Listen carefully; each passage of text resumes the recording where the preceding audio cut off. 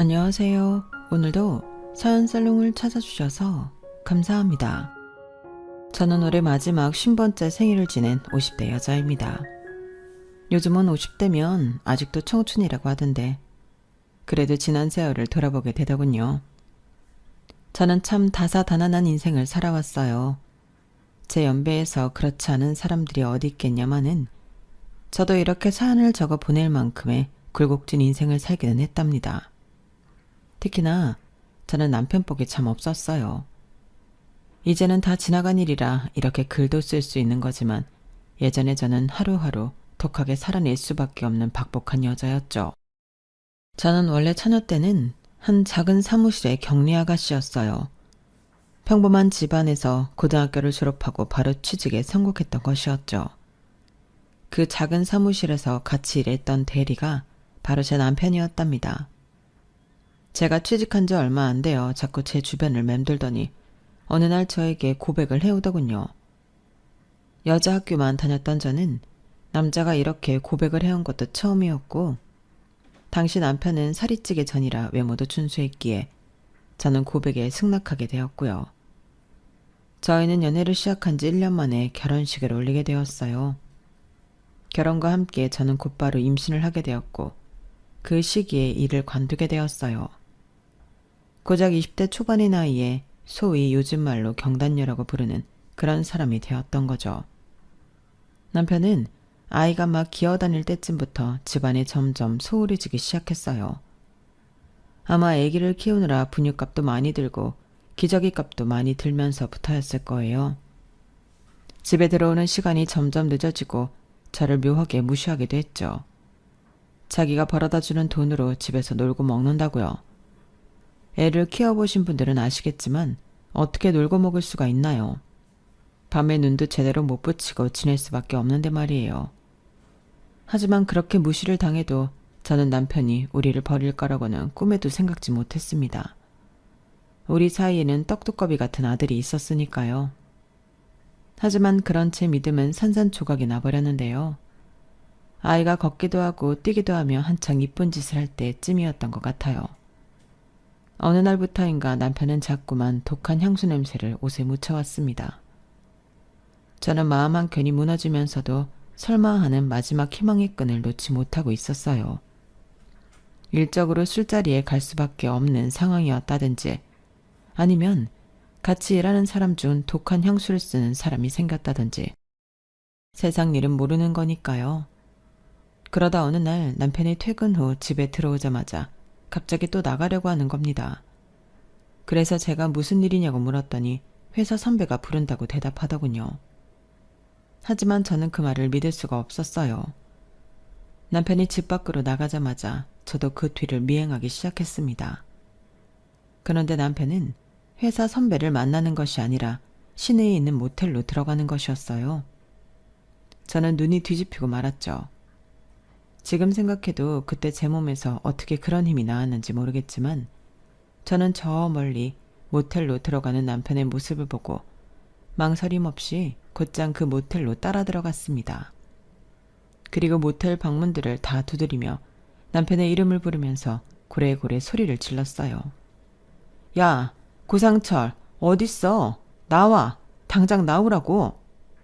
드디어 한 방문에서 남편이 나오고 남편의 옆에는 홀랑 다 벗고 속옷만 입고 있는 상간녀가 있더군요. 저는 그 꼴을 보자마자 정신 나간 여자처럼 상간녀의 머리를 잡고 방 안에서 끄집어냈습니다.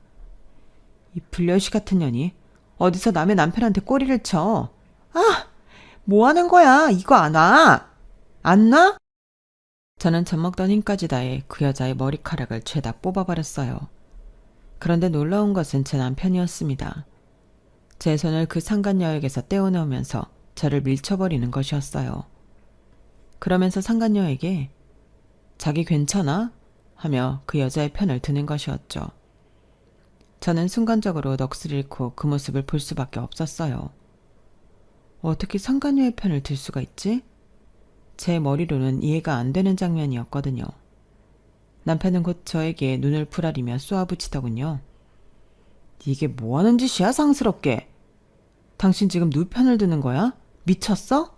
너야말로 미쳤어? 네 꼴을 봐. 어딜 봐서 여자 같은지. 그렇게 우악스러운 손으로 이 이쁜 머리카락을 다 뜯어놓으려고 하는데 당연히 떼어 놓아야 하는 거 아니야? 뭐? 지금 그게 네 아들 키우면서 네 뒷바라지 하는 나한테 할 소리야? 걔가 내 아들이기만 해? 네 아들이기도 하잖아. 나한테 모든 책임 뒤집어 씌우려고 하지 마. 뭐? 책임? 지금 우리 아들을 무슨 짐짝 취급하는 거야? 네가 그러고도 애 아빠니?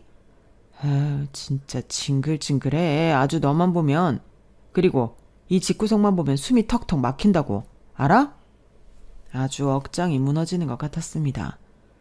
저는 짐승처럼 울부짖으면서 상간녀의 머리채를 그리고 남편의 머리채를 쑥대밭으로 만들어버렸어요. 저희가 어찌나 소란스럽던지 다른 방에 묵던 투숙객들도 너도 나도 나와 저희를 구경하더군요.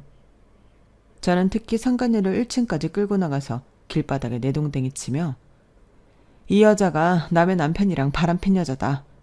젊은 년이 나이 많은 남자한테 여우짓하려고 모텔에 기어들어왔다. 라고 고래고래 소리를 질렀고 온 동네 사람들이 전부 그 여자를 알아보고 또 저를 알아보고 같이 욕을 해줬습니다. 그렇게 한바탕 하고 나니 나이가 무색할 정도로 서러운 울음이 터져 나오더군요. 저는 엉엉 울며 주민들의 도움을 받아 집으로 귀가했습니다. 시어머니에게도 이 소식은 곧바로 전해졌고 그날 저녁 곧바로 시어머니가 저희 집으로 찾아와 남편의 등짝을 사정없이 후려쳤어요. 이놈아, 이게 지혜비 닮아서 벌써부터 계집질을 하고 댕겨. 네 아들이 뭘 보고 배우겠냐? 어? 아 진짜. 엄마 왜 여기까지 와서 난리야. 제가 내 아들이기만 해? 나 혼자 나왔냐고. 나는 매달 월급 가져다 주는 걸로 내 할 일을 다 하고 있는데 밖에서 돈 벌면서 무슨 일을 하든 내 자유 아니야? 뭐? 이런 천하의 못된 자식을 봤나? 지금 그게 네 애미 앞에서 아니 네 부인 앞에서 할 말이야? 누가 내 부인이야. 저 여자 이제 내 부인 아니야. 뭐? 이혼할 거라고.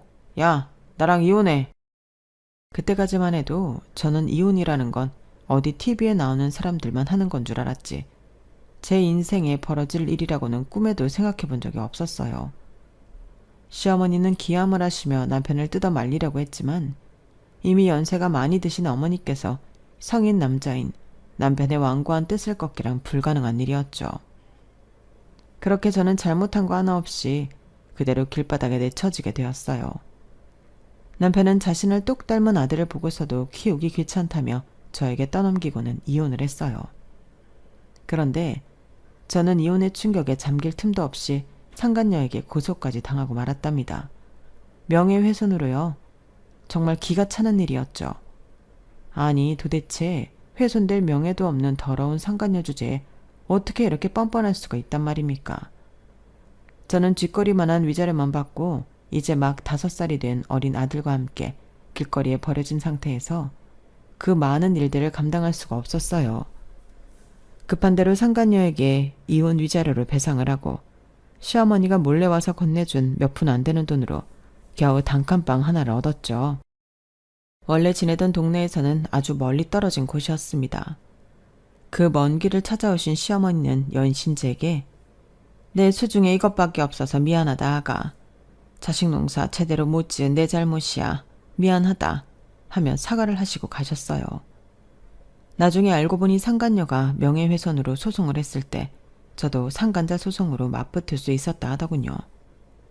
하지만 그 당시 가난하고 힘이 없었던 제가 그걸 알았다 한들 소송을 할 수는 없었을 겁니다. 게다가 저는 이미 지난 일의 충격과 슬픔에 빠져있을 시간도 없었습니다.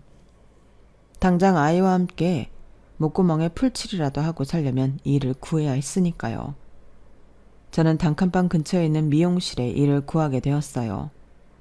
예전처럼 사무직으로 취직을 하기에는 나이가 훌쩍 들어버렸고 그동안 애 키우고 살림만 하느라 일도 대부분 까먹었기 때문이었죠. 제가 일하게 된 곳은 나이가 지긋하신 사장님이 혼자 일하고 있는 미용실이었어요. 거기에서 미용일을 배우며 독한 약에 손이 닦아지고 뜨거운 고데기에 여기저기 화상을 입는 등 엄청나게 고생을 했어요. 하지만 저는 오히려 그렇게 힘들고 바쁜 게 좋더라고요. 그렇게 일을 몇 년 동안 배워가며 겨우겨우 아들을 키우고 살고 있었는데요. 저의 아들은 자라면서 제 속을 한 번도 썩히지 않는 그저 착하기만 한 아이였어요. 어린 나이에 엄마 아빠 그리고 상간녀의 그 험한 꼴을 애가 다 보고 듣고 자라서인지 너무 일찍 철이 든 탓이었나 봅니다. 부족한 형편에 한 번 정도는 투정을 부릴 만도 한데 그 어린 나이가 오히려 저를 위로해주면서 싹싹하게 자라주었죠. 난 괜찮아 엄마. 미용실 사장님이 주시는 김치만 먹어도 너무 맛있어서 밥을 2공기나 먹었다니까? 괜찮아 엄마. 어차피 학원 다니고 문제집 사서 푸는 애들보다 내가 더 공부 잘해. 난 그런 거 필요 없어서 안 하는 거야 엄마. 괜히 신경 쓰지 마. 옷 많아봤자 고르기만 불편하지. 교복 입는데 뭐하러 옷이 필요해? 난 괜찮아.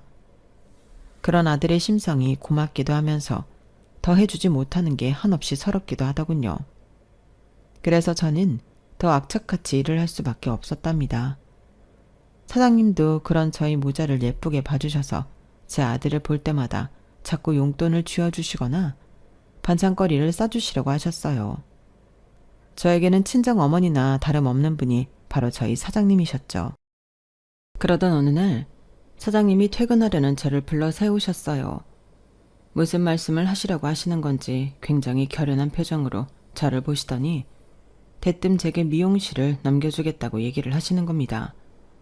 저는 순간 잘못 듣고는 네? 명실이요? 라고 되물었다가 후통을 맞았죠. 가시나? 기가 먹었나? 미용실, 여기 가게 너 가지라고. 그제야 저는 처음엔 어안이 벙벙했다가 펄쩍 뛰며 손소리를 쳤어요. 아니 그게 무슨 말씀이세요 사장님? 저희 미용실 이름이 조영미 미용실인데 사장님이 안 계시면 어떡해요? 그리고 제가 이 미용실을 어떻게 운영하란 말씀이세요? 여기 동네 아주머니들은 전부 저보고 오시는 게 아니라 사장님 보고 오시는 거예요.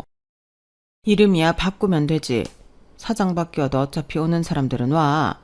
동네 아줌씨들 너 챙겨준다고 맨날 귤이며 사가며 들고 오는 거 몰라?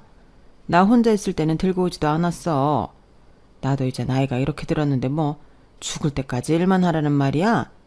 잔말 말고 아직 쌩쌩한 자네가 물려받아. 나는 이제 여기 세만 받고 살 테니까 자네는 나이도 어리고 일머리가 있어서 어쩌면 나보다 더 잘할 수 있을 거야. 아니 그래도 저는 아직. 언제까지 아직이야? 자네가 동네 미용실 직원으로 있으면서 언제 아들 대학 보내고 장가 보낼 수 있을 것 같아? 정신 차려. 아들 제대로 키우려면 정신 바짝 차리고 살라고. 이 가게 물려받고 틈나는 대로 연습하고 공부하고 해. 그래야 여기 월세 안 밀리고 낼 거 아니야. 자네가 내 노후를 책임지란 말이야. 알겠어? 항상 티 안 나게 저를 챙겨주시던 사장님이셨는데 아무리 그래도 가게를 통째로 저에게 주실 줄은 몰랐죠. 저는 한사코 아니라고 했지만 사장님이 워낙 완강하게 말씀하셔서 결국 저는 가게를 이어받을 수밖에 없었습니다. 아마 사장님도 젊을 적에 남편 때문에 고생을 많이 하셨던 분이라 저에게 더 잘해주셨는지도 모르겠어요. 저는 차마 사장님의 이름이 담긴 가게명을 바꿀 수가 없어서 사장님의 이름을 그대로 썼어요. 그리고 사장님이 저에게 여러 번 신신당부하신 대로 틈틈이 미용 공부를 하며 관련 자격증도 하나씩 마련하기 시작했죠. 사장님은 돌아가시기 직전까지 매일같이 저희 미용실에 오셔서 말 그대로 놀다가만 가셨고 그렇게 제가 외로움을 타지 않게 곁에 계셔주셨어요. 그리고 저에게 미용실 건물을 전부 물려주시고는 세상을 떠나셨죠.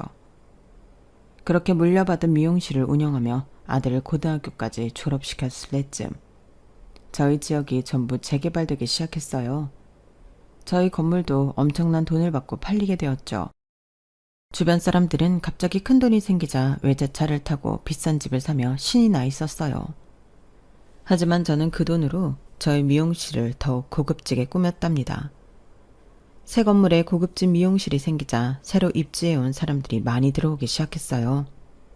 그리고 그동안 사장님의 당부대로 여러 자격증을 따며 끊임없이 공부를 해온 저는 당당하게 새로운 손님들을 받았고 결과는 엄청난 성공이었어요. 특히나 젊은 고객분들에게 가성비 좋은 미용실이라고 입소문이 나기 시작했고 인터넷에는 좋은 후기들이 점점 쌓이게 되었죠. 그렇게 몇 년 뒤 저는 4호점까지 지점을 낸 대형 미용실의 대표가 될 수 있었답니다. 그때부터는 지점을 돌아다니면서 직원 관리와 매장 관리에 힘을 쓰게 되었는데요. 어느 날 본점에 들러 일 처리를 하려고 하는데 늦은 시간 어떤 여자 손님이 들어오는 거였어요. 습관적으로 어서 오세요 하면서 들어온 손님을 보는데 온몸이 얼어붙는 듯 했습니다. 20년이 지나도 잊을 수 없는 바로 그 상간녀가 들어왔기 때문이었죠. 막내 직원이 쪼르르 달려가 고객 맞이를 하는데 저는 심장이 쿵쾅거려서 숨도 잘 쉬어지지 않는 것 같았어요. 그제야 그동안 먹고 사는 일에 바빠 잊고 있었던 그 상간녀를 향한 분노가 들끓기 시작했죠. 다 잊었다고 생각했는데 불과 어제 일처럼 그 모든 기억이 생생하게 떠오르더군요. 그런데 상간녀는 들어오면서 카운터에 있는 저를 똑바로 쳐다보았음에도 알아보지도 못하고 그냥 지나쳐갔어요. 저는 직원들에게 제가 가위를 잡겠다 이야기하고는 거울 앞에 앉은 상간녀에게 다가갔습니다. 얼굴에 무슨 짓들을 해놓은 건지 뭔가 기괴하게 부자연스러워졌더군요. 저는 모르는 척 말을 걸었어요. 네, 고객님, 머리 어떤 거 하시러 오셨을까요? 그냥 살짝 다듬고 스타일링만 하려고요. 굵은 웨이브 스타일링 해주세요. 네, 알겠습니다. 샴푸 없이 바로 하셔도 되겠어요. 늦은 시간에 중요한 자리라도 있으세요? 네, 애인 만나러 가요. 어머, 만난 지 얼마 안 되셨나 보다. 이번 남자는 넘어오는데 시간이 좀 걸리더라고요. 오늘 아주 제대로 넘어뜨리려고요. 하여간 남자들이란 결국 넘어올 거면서 왜 그렇게 있는 척들을 해대는지 원. 지 와이프가 임신을 했다고 그러나 본데 임신을 해도 자기가 한 것도 아니고 와이프가 한 건데 왜 그렇게 안절부절 못하는지 촌스러워서 넘어오는 것만 보고 헤어지려고요. 나는 남자가 넘어올랑 말랑하는 게 재미있는 거지 넘어오고 나면 재미가 없더라고. 혼자인 남자도 영 재미가 없고 남자를 하도 많이 만나서 그런가 웬만하면 재미가 없어 재미가. 상간녀는 엄청난 소리를 아무렇지도 않게 하더군요. 사람의 탈을 쓰고 어찌나 그렇게 천박한 생각을 할 수 있는지 들고 있던 고데기로 머리를 홀랑 태워버리고 싶었지만 꾹 참았어요. 예전처럼 감정만 아세요 욱했다가 피를 보고 싶지 않았거든요. 이번에는 제대로 복수를 해줘야겠다는 생각이 들었습니다. 예전과는 한치도 달라지지 않는, 아니 오히려 더 악독해진 상간녀의 두 눈에서 피눈물이 흘러나오는 꼴을 봐야겠다고 생각했어요. 제가 이렇게 생각하는 동안 상간녀는 아무렇지도 않게 본인의 남편에게 걸려온 전화도 받았어요. 여보, 나 지금 친정이미 출발했어. 지금 퇴근했어? 얼굴 보고 나오려고 했는데 아쉽다. 저녁 해놨으니까 먹고 내일 봐요. 여기 이제 거의 다 도착했어. 알았어요. 친정에 왔다는 말을 아무렇지도 않게 하며 전화를 끊은 상간녀는 스타일링이 끝난 머리를 이리저리 살펴보고 있었어요. 저는 직원들에게 그 뒤를 부탁하고는 불이 나게 주차장으로 가 차를 끌고 왔습니다. 그리고 가게 앞에서 상간녀가 나오기만을 기다렸죠. 5분쯤 뒤에 상간녀가 나와 택시를 타더군요. 저는 그 택시 뒤를 밟았어요. 얼마 지나지 않아 택시는 한 모텔에 도착했고 상간녀는 그 안으로 들어가 버렸죠. 그 모습을 핸드폰 사진으로 찍었는데 너무 어두워서 잘 보이지가 않았어요. 그래서 내가 혼자서 이럴 게 아니라 전문가에게 맡겨야겠다는 생각이 들었죠. 그래서 다음 날 흥신소에 찾아갔어요. 전날 상간녀가 저의 미용실에 회원 등록을 하며 남겨놓은 이름과 전화번호를 들고요. 상간녀와 그의 외도남에 관한 조사까지 부탁을 하고 연락을 기다렸는데요. 보름쯤 지났을까요? 기다렸던 연락이 와 자료들을 받아보게 되었어요. 돈이 좋기는 좋더군요. 저는 제 일을 하면서 기다리기만 했는데 상간녀의 이름, 나이, 주소, 하는 일 등 모든 정보가 제 손에 들어오게 되었고 상간녀와 함께 더러운 짓을 벌인 상대 외도남의 정보도 마찬가지로 제 손에 들어오게 되었어요. 두 년놈들이 그동안 언제 만나서 모텔에 기어들어갔는지 사진까지 전부 찍혀 있었죠.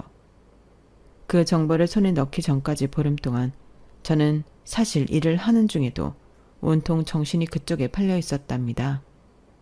이 년놈들을, 특히 이 상간녀를 어떻게 골려주지 궁리만 했었어요. 하지만 막상 모든 증거들이 손에 들어오자 상간녀의 그 말이 잊혀지지가 않고 제 마음에 계속 걸리더군요. 지 와이프가 임신을 했다고 그러나 본데 라는 그 말이요.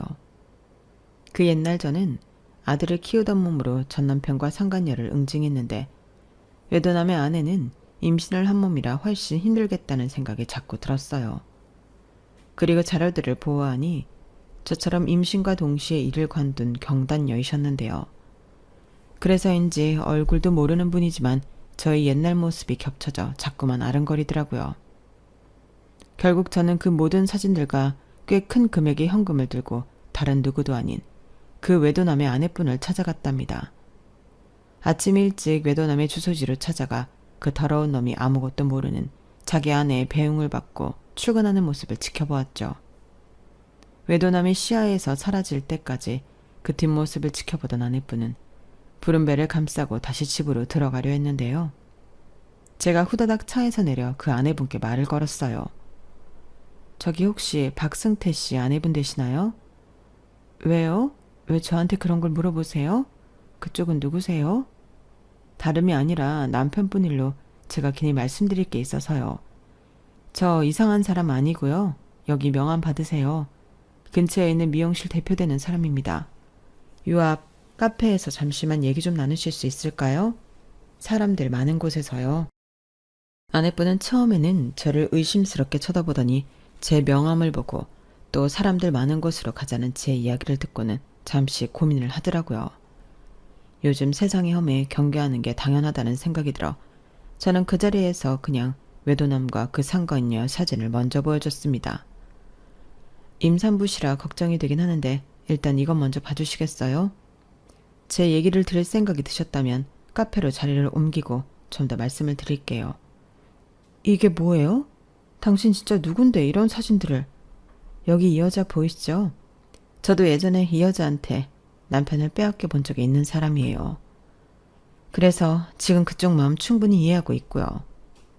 과거는 다 잊고 미용실 운영에 힘쓰고 있었는데 얼마 전에 우연히 이 여자를 마주치게 되었어요.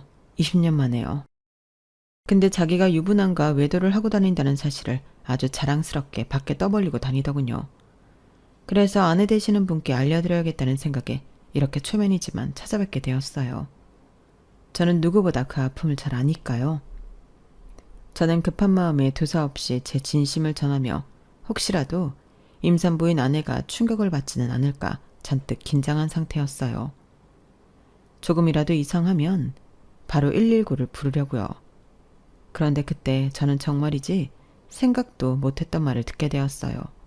바로 그 아내분에게서요. 그쪽 말대로 초면인 제가 이 모든 사진들을 어떻게 믿죠? 막말로 이거 다 합성 아니에요? 네? 너무 냉정하게 얘기하는 아내분의 모습에 저는 벙찌고 말았는데요. 괜히 저희 가족한테 분란을 일으키려고 접근하는 거 아니냐고요. 이 두 사람이 무슨 일이 있어서 모텔 근처를 지나가다가 찍혔을 수도 있잖아요. 그리고 이 사진들은 다 어디서 난 거예요? 이 사람들 뒷조사하신 거예요? 이런 거 다 불법인 거 아시죠? 이 사람들도 엄연히 초상권이 있는 사람들인데 이런 불법을 저질러 가면서까지 저희 가족을 망가뜨리려는 이유가 뭐예요? 아니요, 제가 설명드린 대로예요. 제가 뭐타로 잘 번창하고 있는 일을 놔두고 이런 일에 매진하겠어요. 아내분이 가정에 얼마나 진심이신지는 이해가 갑니다만 무턱대고 부정하신다고 진실이 없어지는 것은 아니에요. 제가 뒷조사에서 불쾌하셨다면 죄송합니다. 그렇지만 제가 전달해드리는 이 모든 이야기는 사실이에요. 직접 확인해보셔도 좋습니다. 최대한 정중하게 이야기를 하면서도 목소리가 사정없이 떨렸어요. 저는 100% 선의를 가지고 저희 옛날 모습이 생각나 내용을 이야기해 준 것인데 도리어 죄인 취급을 받게 되니 당혹스럽기도 하고 억울하기도 했죠. 아내분이 이렇게까지 가족에 대한 믿음이 큰 사람인 줄은 상상하지도 못했으니까요. 그 순간에는 이번에도 내가 섣부르게 나선 것일까? 하는 불안감도 엄습해오기 시작했어요. 아내분은 여전히 기분 나빠 보였지만 저에게 잠시만 기다리라고 하고는 집 안으로 들어가더군요. 저에게 뿌릴 소금이라도 가져오려고 그러나 싶어 보고 있는데 잠시 후 아내분은 외투를 걸치고 본인의 차키를 들고 나왔어요. 그러더니 절 향해 쌀쌀맞게 말했습니다. 따라와요. 그쪽 말이 사실인지 아닌지 확인해 보자고요. 저는 괜히 일면식도 없는 외도남 앞으로 끌려가 이 부부에게 험한 꼴을 당할까봐 처음엔 거절했어요. 그때는 그 아내분이 어떤 사람인지 짐작도 되지 않았기에 무섭기도 했고요. 아니요. 저도 지금은 출근을 해야 해서 더 이상은 여기 있을 수가 없어요. 제 말씀 못 믿으시겠으면 저는 이만 가보겠습니다. 왜요? 막상 사실 여부를 확인한다니까 겁이 나시나요? 그럼 스스로 거짓말 하셨다는 걸 인정하시는 거네요? 마치 저를 사기꾼 취급하는 듯한 그 말에 저도 오기가 생기더군요. 아니요, 일정은 조정할게요. 가시죠. 그리고 아내분이 운전하는 차에 탔는데 꽤나 긴 거리를 운전하는 겁니다. 아내분은 한 30분 정도를 운전해 우리나라에서 내노라는 회사들이 질비해 있는 빌딩 숲으로 들어가더니 한 건물 안에 주차를 하더군요. 외도남이 이렇게까지 좋은 회사에 다닌다는 얘기는 못 들었는데 싶어 의아해하던 찰나 아내분은 저를 데리고 그 건물의 아주 높은 층까지 데리고 갔습니다. 이게 무슨 상황인가 싶어 저는 긴장하며 그 뒤를 따라갔는데 저희가 도착한 곳은 어느 한 이사실이었습니다. 딱 봐도 회사 임원분의 개인 사무실 공간이라는 걸 알 수 있었죠. 아내분은 아무렇지도 않게 그 문을 열고 들어가더니 오빠 하는 거예요. 안에 들어가 보니 드라마에나 나올 법한 고급진 책상과 책장 등이 있었고 그 한가운데에 있던 남자는 딱 봐도 높은 분인 것 같았는데요. 평일 낮 시간에 찾아온 아내분을 보자마자 의아하게 물었습니다. 너 뭐야? 네가 왜 여기를 와? 옆에 계신 분은 누구야? 뒤이어 아내분이 제 소개를 하는데 저는 그 말을 듣고 기어마다 놀랐어요. 왜 이분이 가족 이야기를 하며 저를 의심했는지 한 번에 알 수 있었죠. 상간녀와 외도남은 제가 감히 상상조차 할 수 없는 관계였던 겁니다. 이분은 예전에 올케 언니한테 남편을 빼앗긴 적이 있는 돌싱이신데 얼마 전에 우연히 올케 언니를 만나서 뒷조사를 해봤더니 올케 언니랑 내 남편이랑 바람을 피고 있더래. 진짜 어이없지. 이거 봐. 이게 믿겨져? 두 사람이 가족일 줄은 상상도 못했던 저는 엄청난 충격을 받았어요. 상간녀. 그 정신 나간 여자는 남의 남자를 뺏는 게 그저 재미를 위해서라더니 웬만한 관계로는 자극이 안 되었는지 손대지 말아야 할 상대에게도 손을 댄 모양이었습니다. 이 정도까지의 일을 상상하지 못했던 저는 눈으로 보고 귀로 듣는 모든 게 쉽사리 믿어지지도 않았죠. 사람이 쾌락을 쫓으면 결국 인간이기를 포기하는 단계까지 가버리는구나 싶어 무섭기까지 했어요. 상간녀의 남편은 저를 한번 날카롭게 보더니 아내분이 아니 자신의 여동생이 건넨 서류를 훑어보았습니다. 그러더니 그 자리에서 벌떡 일어나더군요. 엄청난 욕을 하면서요. 프린스? 그 프린스? 이 미친 옆에 내가 프린스 상호가 카페라더니 모텔이었어? 어쩐지 얼마 전부터 뻔질나게 똑같은 카페만 들락거린다 했더니만 아주 나한테 눈 하나 깜짝 안 하고 거짓말을 해? 야 이 멍청아 너는 이걸 왜 나한테 가져와? 일단 가서 이 년놈들을 족치고 있었어야지. 오늘 만난 자잖아. 화수목 점심시간. 당장 나와. 이것들 현장을 덮쳐야지. 현장을 덮쳐서 아주 반죽음을 만들어놔야지. 아주. 뭐해? 안 나오고. 그쪽도 따라 나와요. 아내분은 그제야 얼굴이 굽고 사색이 되었어요. 상간의 남편분은 저희를 끌고 당정해 그 두 사람이 항상 만나는 프린스 모텔로 향했습니다. 운전하는 속도가 정말 어마어마했어요. 저는 임산부이신 아내분이 너무 많이 울기도 하고 혹여라도 사고가 나면 어쩌나 걱정이 되어서 안절부절 못하고 있었는데 상간녀 남편분은 이미 눈이 뒤집힐 대로 뒤집힌 것 같았죠. 눈 깜짝할 사이에 모텔에 도착하자마자 상간녀 남편은 저희 두 사람을 차에 두고 뛰쳐나가더군요. 저는 괜히 제가 나섰다가 예전처럼 상간녀나 외도남한테 명예훼손 어쩌고 하며 꼬투리가 잡힐까봐 차 안에서 나가지 않았고 옆에 있는 아내분도 몸이 무거워서인지 진실을 확인하기가 겁이 나서인지 선뜻 차에서 내리지 않았어요. 저희는 그렇게 말없이 차 안에서 기다리고 있었는데요. 그리고 몇 분 뒤 저는 아주 오래전 제가 그랬듯 그 년놈의 머리채를 끌고 나오는 상간녀 남편분의 모습을 볼 수 있었습니다. 모습을 드러내기 전부터 시끌벅적한 소리가 들려와 올 것이 오는구나 싶기는 했어요. 꿀사납게 속옷바람으로 질질 끌려 나오며 형님 잠시만요 오해십니다 하는 외도남과 여보 잠깐만 내가 다 설명할게 하는 상간녀를 보니 저는 그동안 20년 묵은 채증이 싹 가시는 것 같았죠. 그 옛날에 저보다도 힘이 세셨기에 말 그대로 두 사람을 반 죽음 상태가 되도록 혼쭐을 내주고 있었어요. 이 짐승만도 못한 년놈들 니들이 어떻게 우리 가족한테 이래. 특히 너 지금 네 와이프가 출산이 한 달도 안 남았는데 이 늙은 여자랑 놀아날 마음이 생기더냐? 이 버러지 같은 놈아. 넌 지금 당장 회사에서도 잘린 줄 알아. 야, 인연 이거 어딜 도망가? 너도 앞으로 인생 다 끝난 줄 알아. 여자가 나이 처먹고 부끄러운 줄 알아야지.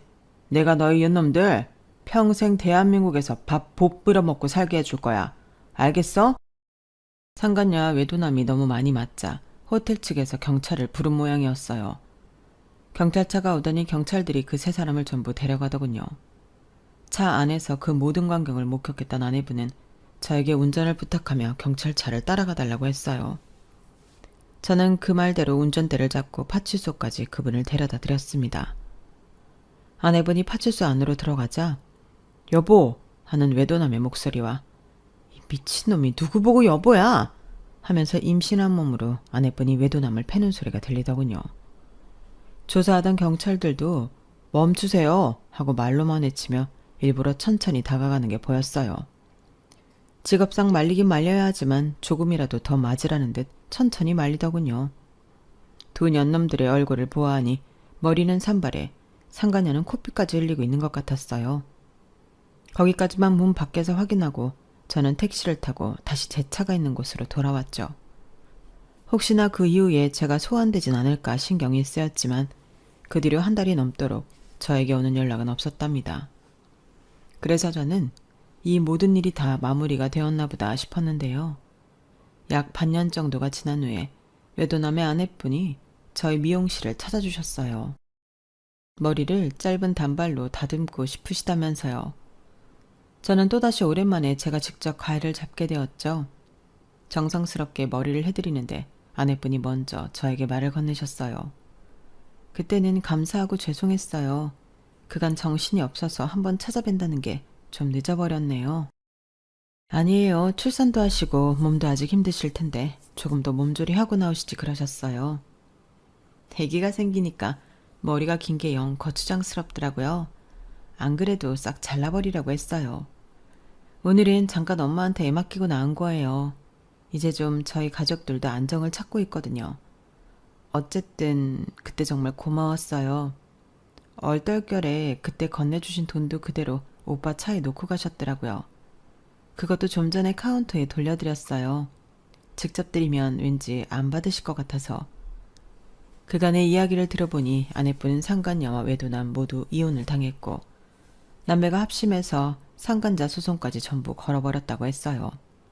그리고 상간녀의 남편과 같은 회사에 다녔던 외도남은 회사에서 잘리고 수억 대의 위자료까지 감당해야 했으며 상간녀 또한 비슷한 액수의 위자료를 내야만 했어요. 특히 외도남은 앞으로도 20년 동안 매달 양육비까지 지급해야 하는 엄청난 빚쟁이가 되어버리고 말았죠. 최근에는 두 사람 모두 낡은 지하 단칸방에서 겨우 지내며 끼니도 제대로 해결하지 못한다더군요. 한순간에 쾌락에 넘어간 대가로 두 사람은 남은 평생 동안 불행하게 살게 된 것이었습니다. 그런 일련의 이야기를 듣고 난 후 저는 생각보다 마음이 평안했어요. 전처럼 고소하다는 생각, 통쾌하다는 생각이 들기보다는 응당 받아야 할 벌을 받았다는 생각이 들었기 때문입니다. 세상의 이치라는 게 자신이 저지르면서 살았던 악행은 결국 스스로에게 돌아가기 마련이구나 하는 깨달음이 더 크게 와닿았어요.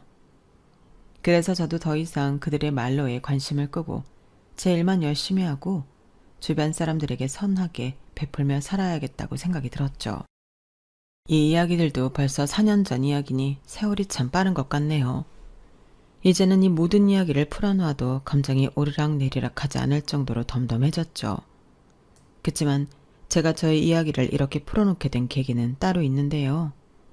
바로 얼마 전 아들 내외와 함께 여행을 갔을 때 있었던 일 때문이었죠. 저희는 서울역에서 열차를 타고 부산으로 여행을 가기 위해 오전 시간에 서울역에서 만나기로 했어요.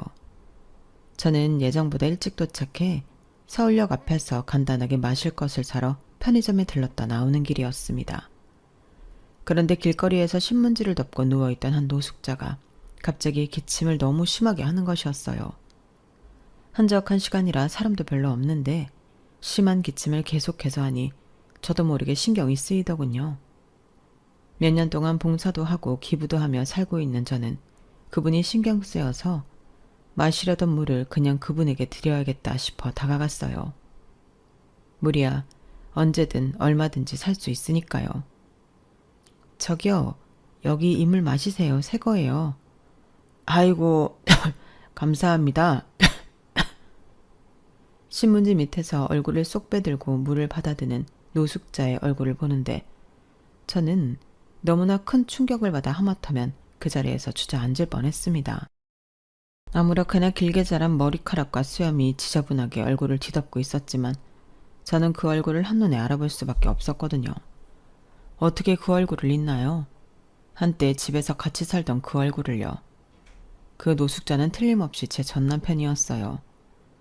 노숙자가 된 전남편은 기침 때문에 물을 제대로 마시지도 못하고 힘겹게 한 모금씩 마시더군요. 그 자리에 꼼짝 않고 얼어붙은 채로 전남편을 멍하니 지켜보던 저는 며느리가 건 전화에 화들짝 놀라 도망치듯 서울역 안으로 들어와 버렸습니다. 아들 내외도 곧이어 도착을 했고 얼굴이 이상하게 상기되어 있는 저를 보고 걱정했어요. 엄마, 괜찮아요? 무슨 일이 있어? 왜 그래? 어머니, 어디 아프신 거 아니에요? 안색이 너무 안 좋으세요. 저를 걱정하는 아이들에게 저는 겨우 마음을 가라앉히며 방금 일어난 일을 자초지종을 설명해 주었고 며느리는 너무 놀라 입을 막더군요. 하지만 저희 가정사를 잘 아는 며느리는 말을 아끼며 저희 둘의 눈치로만 봤어요. 아들은 냉정한 얼굴로 아, 그랬구나. 별거 아니네. 가자. 하며 열차를 타러 가자고 했고요. 그런 아들의 덤담한 말에 제 마음도 조금씩 차분해지더군요. 어떤 이유로 그런 신세가 되었는지 저를 버리고 상간녀에게 가더니 그대로 상간녀에게도 버림받은 것인지 그리고 다니던 회사는 어쩌고 저러고 있는지 짧은 순간에 들던 수만 가지 의문들도 전부 눅놓듯 사라졌죠. 이미 수십 년 전에 저와 연을 끊은 사람의 이야기를 제가 굳이 알아야 할 이유는 없으니까요. 그저 4년 전 그 불려시 같은 상간녀의 최후를 봤을 때와 똑같은 생각만이 들더군요. 세상에 이치라는 게 결국 자신이 벌인 악행은 자신에게 돌아가게 마련이구나 하고요. 여행을 마치고 돌아오는 길에 서울역을 다시 지나치게 되며 저도 모르게 전 남편이 있던 곳을 슬쩍 보게 되었는데 그 사람은 더 이상 거기 없었어요. 아마 여기저기 떠돌며 노숙을 하는 모양이었나 봅니다. 더 이상 그 사람을 신경 쓸 이유가 없다고 생각하고 아들 내외에게는 티 안 내고 지나쳤는데요. 이상하게 집에 돌아와 짐을 정리하고 여독을 푸는데 지난 세월에 대한 기억들이 전부 떠오르더라고요. 예전처럼 감정이 요동치는 것도 아닌데 한동안은 저의 옛 기억에 사로잡혀 사색의 시간을 가지다가 이렇게 제 이야기를 쓰게 되었네요. 저의 긴 이야기를 들어주신 모든 분들께 감사드려요. 평소 다른 분들의 사연을 들어보면 다른 많은 분들도 각자의 삶에 우여곡절이 있으신 것 같은데 부디 제 이야기가 작은 위로가 되었길 바랍니다. 그럼 모두 행복하시고 건강하세요. 여러분, 사연 댓글에 응원과 현명한 조언 부탁드려요. 좋아요와 구독은 저에게 큰 힘이 됩니다. 오늘도 좋은 일 가득하세요.